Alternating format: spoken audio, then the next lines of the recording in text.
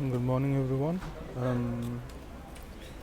In the last video in the Buddha lecture series, I talked about Kama Sutta or action. In this video, we are going to start with the basic doctrine of Buddhism. What it says is the Buddha declared there are four noble truths, or in Sanskrit, it is known as Arya Sacha. Arya is like noble. That is how the Aryans got their name from. Now, the Four Noble Truths are the basic doctrine upon which the whole foundation of Buddhism is based. So, we'll talk about these Four Noble Truths, what they are, and what does the Buddha say. So, first noble truth he talks about is that there is stress, unhappiness, or in Hindi or Pali there is a specific word called dukha. Dukha can be into many levels. It can also mean a basic unsatisfactoriness to something very big disease. Okay, so the amount of suffering is called dukha. It is a very generic term for from minor unhappiness to big problems in life. So the first truth that he declares that there is suffering in life, or there is stress. Now what is stress? What is dukha? So this is being determined that he says that birth is stressful, aging is stressful, death is stressful, sorrow, lamentation, pain, distress, and despair are stressful. Association with what is not loved is stressful. Separation from what is loved is stressful. Not getting what is wanted is stressful. In short, the five clinging aggregates are stressful. Now, if you think about it, when he talks about stress, he mentions few things which are actually stressful to everybody. Now, the tricky part is birth. Birth might not appear stressful to many people, but the thing is, with birth, aging comes into being. When we are younger, we feel that getting older is a nice, cool thing, but when we grow older, then we feel that we are aging over time, and that we are slowly becoming old. And the more old we become, the more it destroys beauty. Your external beauty is destroyed by it. So now, aging ultimately concludes into death. Death is stressful to everyone, and that is a known fact. It does not have, even someone of your close friends, even though you don't die, if someone very close dies to you, and that is also stressful. So death is stressful, and it is a known fact. Sorrow, nobody can be happy about being in a sorrowful state. So if you are feeling low, if you are feeling down, then you are not happy. So that is stressful. Lamentation, it's another form of sorrow. Pain, you don't feel pain when you are happy. When you are happy, you feel no pain. Distress and despair, they are stressful. Now there is association with what is not loved is stressful. That means if you don't like a person or a thing and you get it, or it is like association, let's say you're associated with a lawyer and he's not your friend, then that is stressful, because then you have to run, because right now you're just experiencing lesser stress. If you do not run, death will cause you more stress. So because of that more stress,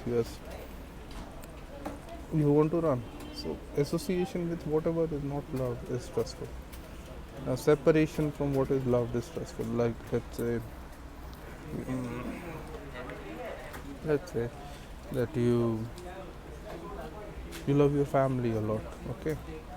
Now you have to they move away to another place or you move away to another place because of job or other social situations. Now that causes pain. Nowadays you have a lot of facilities like video calls, telephone, but earlier times there was no.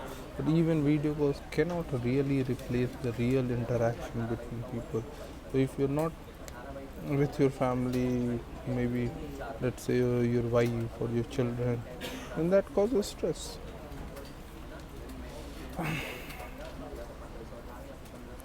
Now let me discuss about that. The second one.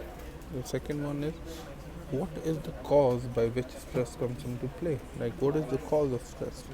What is the cause of this dukha? It is cause of this dukha is craving, desires. Desires are the cause of this dukha. So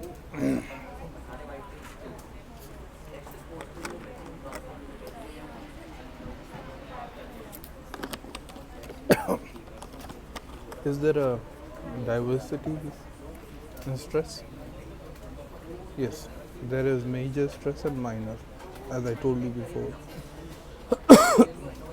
Slowly fading and quickly fading. This is called the diversity in stress. That means, let's say, I'll give you an example for it, you'll understand.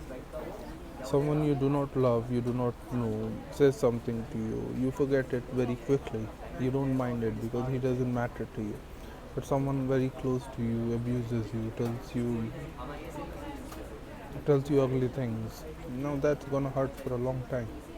It's not going to stop very quickly. So the cause is known. Is there a way out of suffering? What is the result of stress?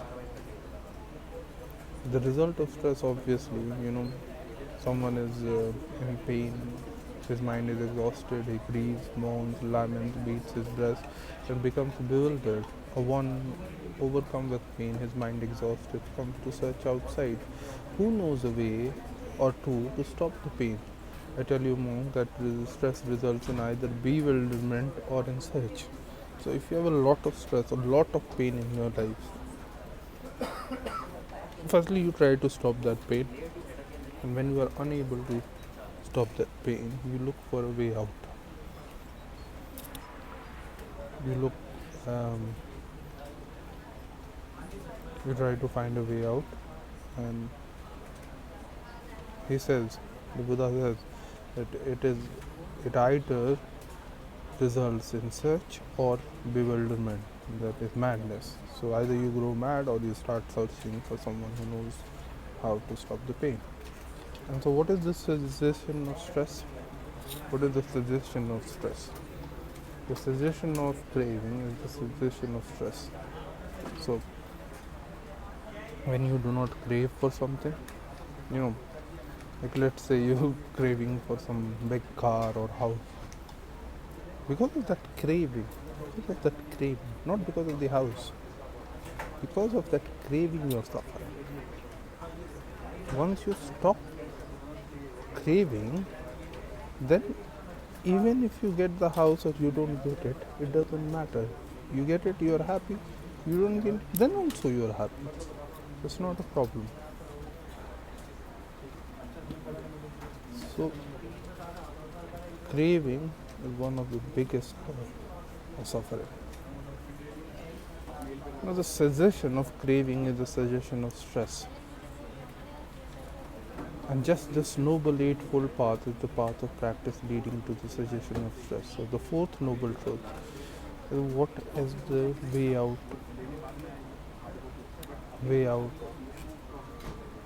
of this stress, of this dukkha. What is the way out? And the way out is this noble, eight noble path. Eight Noble Path. That we'll talk about. It is also called Noble Eightfold Path. So we'll talk about this in the next video. This path leads to complete destruction of craving and suffering. Okay. Now the Four Noble Truths, let me put it very fast again. The first is there is stress in life.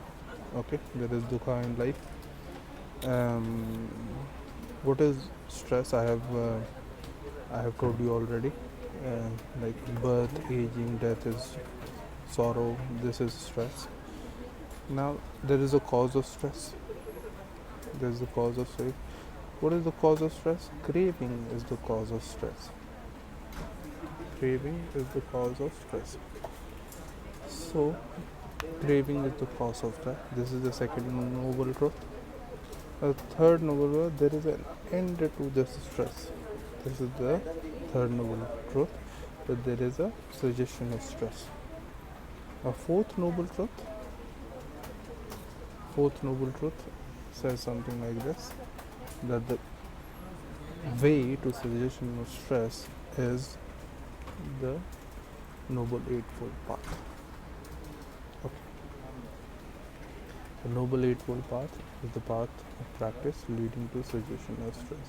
It comprises of 8 parts: right view, right resolve, right speech, right action, right livelihood, right effort, right mindfulness, right concentration. But that we'll talk about in the next video. Thank you very much. I hope you have learned about the Four Noble Truths, the foundational doctrine of Buddhism. Thank you.